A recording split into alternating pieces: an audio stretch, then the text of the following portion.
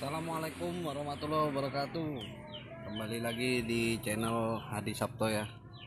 Jadi untuk video kali ini yang saya akan bagikan adalah apa sih kelebihan dan kekurangan dari mobil T120 SS. Oke, langsung aja videonya.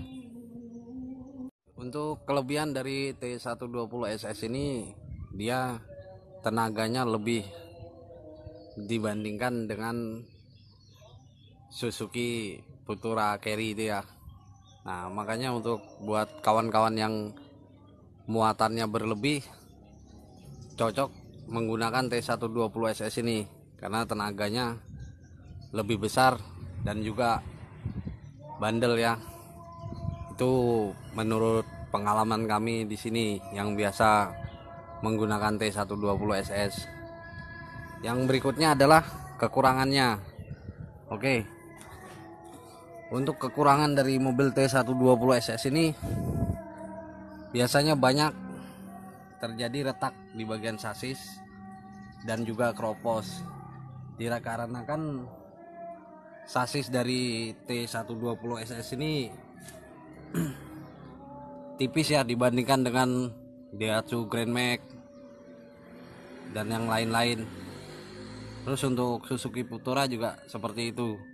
Untuk sasisnya itu biasanya sering patah dan kropos karena sering dimuati beban berat dan sasis juga terlalu tipis plat sasisnya ini, makanya dia sering terjadi retak. Nah, kalau kroposnya biasanya karena perawatannya ya, makanya di sini kami beri kayu seperti ini. Terus juga di bagian depan, nah di sini di bagian depan ini juga, nah itu terlihat sasisnya retak seperti itu ya. Nah, jadi kalau sasisnya hanya retak seperti itu biasanya hanya kami las, tidak kami doubling. Beda halnya dengan yang kropos atau patah, biasanya kami doubling ya. Jadi biasanya di bagian depan sini dan bagian belakang dekat shock itu yang sering. Terus yang kedua itu biasanya sambungan pada knalpotnya ini. Nah, ini juga patah ini. Jadi suaranya sangat kasar ini ya karena pada sambungan ini patah. Terus yang selanjutnya pada bagian ban depan ini. Jadi roda depan ini biasanya bagian dalam ini termakan sebelah atau tipis sebelah biasanya. Nah, sedangkan yang bagian luar ini masih tebal dan bagian dalam ini sudah tipis. Dikarenakan shocknya dari T120 SS ini tidak bisa disetel antara camber casternya atau posisi keluar dan masuknya itu tidak bisa disetel. Makanya apabila muatan terlalu berat atau perlut, biasanya ini kan ternaik dan ban bagian dalam ini yang sering termakan. Oke, kita lanjut. Oke, kita lanjut ya untuk bagian dalamnya. Nah, ini yang paling juga sering menjadi kendala di T120 SS. Nah, di sini kotak fuse-nya ini antara lampu kepala depan dan untuk posisi ini lampu kepala sebelah kiri depan dan lampu kota belakang dia terkombinasi. Dan ini untuk lampu utama depan sebelah kanan dan lampu kabin, terus lampu stop juga terkombinasi. Jadi apabila salah satu contoh seperti lampu belakang mengalami short pada saat diinjak remnya, nah di sini otomatis panas atau mudah meleleh biasanya di sini. Nah, karena antara lampu kepala dan lampu stop dan lampu kota itu dikombinasikan di dalam satu fuse ini. Sedangkan untuk mobil Grand Max dan lain-lain, khusus lampu kepala biasanya terpisah fuse-nya ini. Makanya sering terjadi fuse box-nya pada T120 SS ini sering meleleh seperti ini ya. Oke, kita lanjut lagi. Dan untuk selanjutnya biasanya di bagian ini ya, bagian setir ini. Biasanya kalau sudah posisi mobil ini sudah agak tua, dia bermasalah karena dia pakai rack and pinion. Di dalam itu ada bosingnya, dan bosingnya itu sudah aus. Posisi di bawah sini ya. Nah, ini rack pinionnya ini, rack setirnya ini.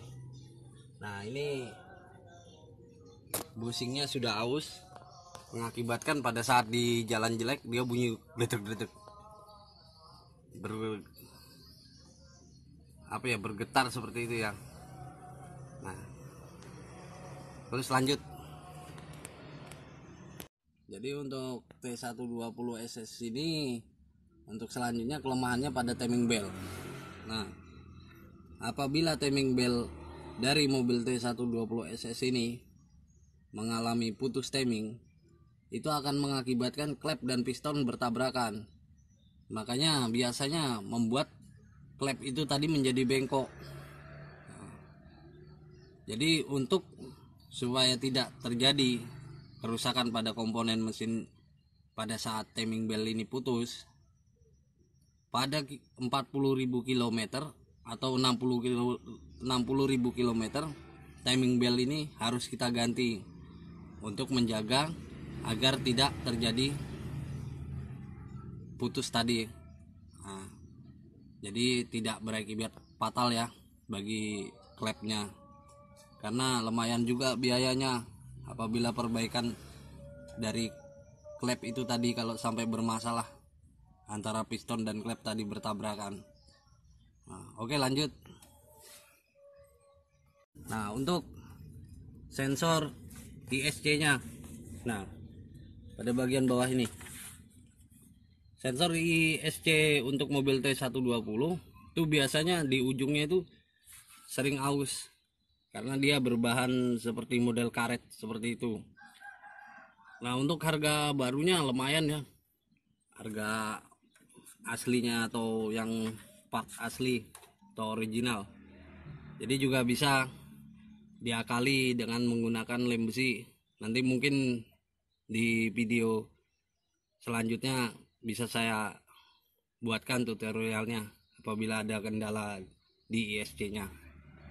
Terus yang selanjutnya posisi dari tempat aki. Nah, ini posisi tempat aki ini di bawah daripada bak. Jadi apabila terjadi short atau konslet, untuk melakukan pengamanan atau pencabutan aki kita agak susah karena posisi aki ini terletak di bawah daripada bak. Makanya untuk T120 SS atau mobil Carry Futura yang Carry Futura lah, itu agak susah ya kalau misalnya terjadi trouble seperti short atau konslet itu ya, karena untuk mencabut akinya kita agak ribet karena di bawah bak, apalagi pada saat kita posisi muatan seperti ini. Nah, ini kan ditaruh tandon seperti ini, kita untuk membuka tempat aki di bawahnya itu agak susah.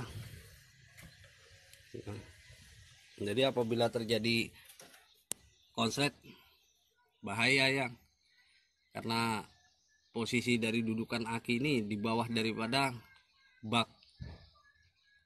Jadi untuk penjelasan kami cukup itu aja ya, lebih kurangnya kami mohon maaf. Jadi untuk sepengalaman saya hanya di bagian itu aja. Oke, cukup sekian, terima kasih. Wassalamualaikum warahmatullahi wabarakatuh.